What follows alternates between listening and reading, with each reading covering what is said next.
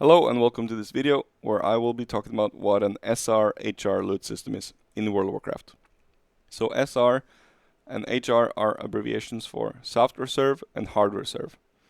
So this is a loot system that was invented by the players. It's not default in the game, but it uses a predetermined loot selection sheet, also called a wish list, that is prepared ahead of time outside of the game's function. In the game, the loot system that is used is the master looter. And then the person that's the master looter will be distributing the loot to the winner following the SR-HR loot system. So ahead of time, every item that can drop in the raid that is going to start is classified as either an SR or an HR item. And an item cannot be classified as both HR and SR. It has to be one or the other. So ahead of time, there's a predetermined loot selection sheet, there's a wish list, and every item that can drop in this raid is on that list, and every item is either designated as an SR item or an HR item. And then there's typically a tool that's used to make this process a lot easier, and that tool is Soft Reset, and the link is shown here. And it's not the only way to do it. You can also use spreadsheets or a Word document, or even pen and paper. It doesn't really matter. But basically, there has to be some sort of organization to keep track of the wish list. So the group leadership will determine which items are HR'd before the raid starts. And so players will then place their SRs on any items that are classified as SR items. So that would be any items that's not HR'd. Players can place SRs on them. So they can place their software serves. And different groups do it differently, but typically each player is given 1, 2, or 3 SRs for a raid. So if you're a player and you are given, let's say, 2 SRs, then you will look at the list of all the items in the raid. You will ignore the ones that are HR'd because you can't put your SR on that. And then you will choose 1 or 2 items and place your 2 SRs on there. So some groups will allow you to put more than, if there's more than 1 SR given to you. Some raids will allow you to put multiple SRs on a single item. Some raids will only allow you to put 1 SR per item.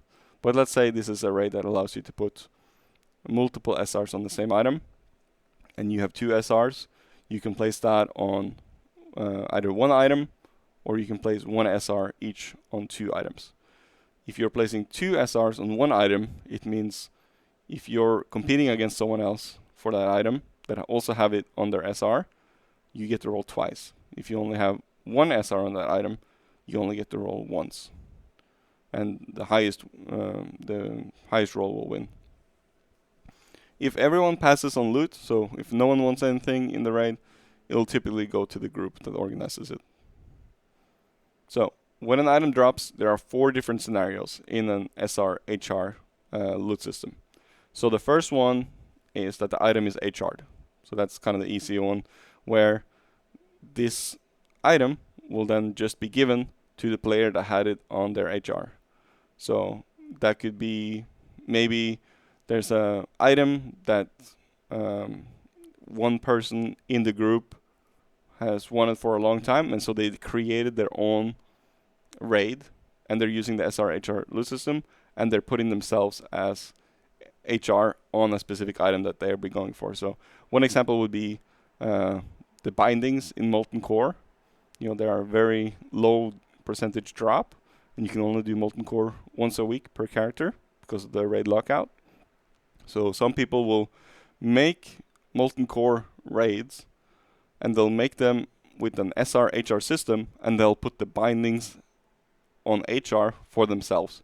So they know, they'll run this every week, but they know that if the bindings drop, they will be getting the bindings. No question about it. Okay, so number 1 is easy. If an item is HR'd, it goes to the individual that had the HR. And that could also be the group itself. So there's some groups that will just designate certain items to themselves for the group itself to use or sell. Then scenario number 2 would be an item dropped, and it has an SR on it, but it's only SR'd by one item. So this is what we would call a solo reserve. So in this scenario, the master looter will just give this item to the player that had the solo reserve. So now that player got the item. Easy. So scenario number 3 is that an item drops and it's SR'd by 2 or more players. Let's say it's 3 players. They all have an SR. Now they all have to roll. What's typically done is that they have to roll using the in-game RNG function, random number generator, like /roll, and they will roll between 1 and 100. And the highest roll will win the item. So let's say 3 people have SR'd the item. Everyone rolls between 1 and 100, and one person rolls a 34, another 54, and the other one a 98. So the person that rolled 98, because that number is higher than the others, are going to win that item and receives that item from the master looter. Okay, and now we have the last scenario, which is scenario 4, which is that an item drops and it's neither SR'd or HR'd, which means it was classified as an SR item because there's no HR on it, but no player wanted to put their SR on it. So that's called an open roll. So it means that this item is on open roll, means that all the players can roll for it. And so what typically happens is that everyone who wants that item would roll between 1 and 100, and the player with the highest roll will win and receive the item from the master looter. So let's look at 2 examples. So let's say we're in Blackwing Lair, BWL, and we're raiding, and we just defeated Chromagus, one of the bosses, and he drops the chromatically tempered sword. So this item is HR'd by player number 24. Easy. Player 24 receives the item. Okay, easy enough. Example number 2. Again, same scenario, Blackwing Lair, chromatically tempered sword. It drops. The item is SR'd by only one player, player number 5 in the raid. Easy. Player number 5 receives the item. Example 3. Same scenario, same sword drops. This time it's SR'd by 4 players, players 7, 13, 22, and 36. Now each of them will roll between 1 and 100, and player 7 rolls 56, 13, 23, 22 rolls 89, and player 36 rolls 89. So you can see the highest roll is 89, but both player number 22 and 36 rolled 89. And so there's a tie, so we need a tie break. And to tie break, those 2 individuals roll again. So player 22 and player 36 roll again.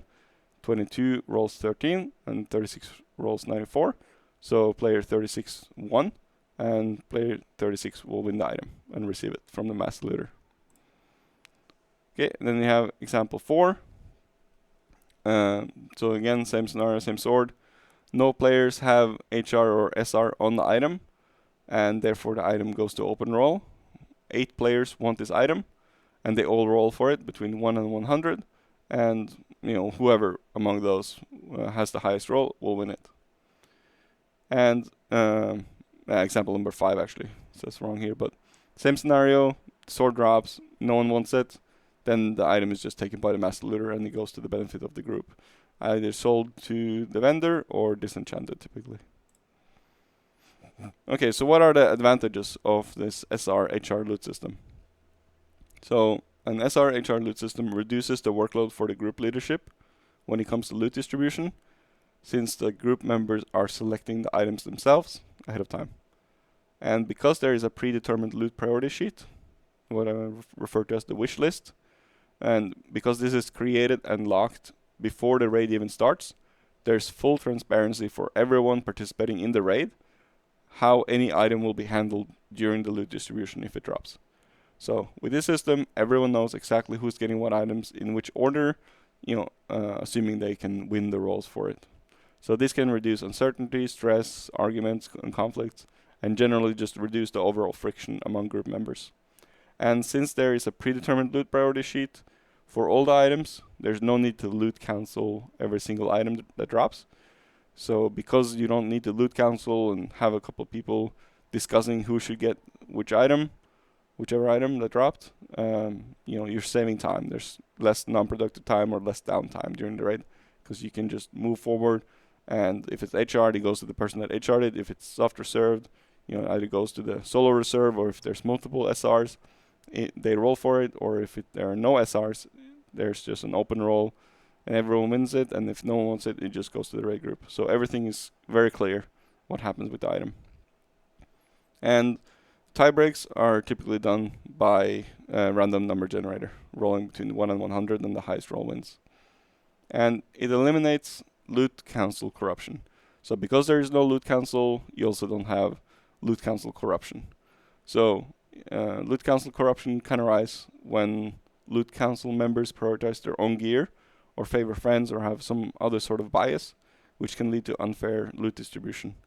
And in a loot council loot system, both actual and perceived corruption can cause friction among the players in the group, because the system relies on trust and transparency. So that's the whole loot council corruption. That's not a concern with an SR/HR loot system, because there's no loot council. And then another advantage is there's no DKP that is being accumulated. So a DKP system will generally have a head start effect, where if you were an early member into a DKP system, you will have more DKP than anyone that enters later, assuming the same attendance. And so a new member will basically never, or very very difficult to catch up with someone who joined earlier.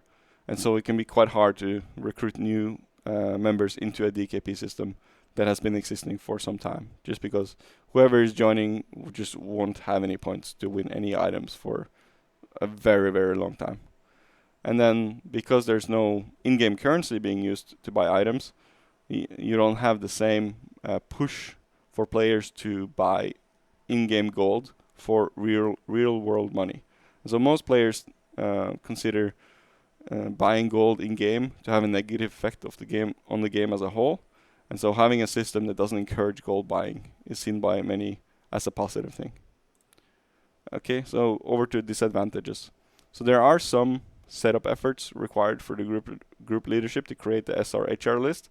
However, now that when you have that website, SoftResit, and you can set up templates and have that set up in advance, it does not require a lot of work anymore. But certainly before those helpful tools existed, and you needed to have a spreadsheet, and everyone has to go in and use that spreadsheet, maybe a Google Doc or maybe some sort of document like that. It wasn't very convenient, but it's pretty easy nowadays to do. And then all the group members need to be sufficiently proficient or knowledgeable to be able to go and fill out their SR selection. Now again, with this SoftResit tool, that's also very easy for people to go in and do themselves. So loot is not distributed according to attendance, performance, size of upgrade, attitude, any of those factors, right? It's based on HR, SR, and the luck of the draw. You're rolling. So some group members will find this system unfair.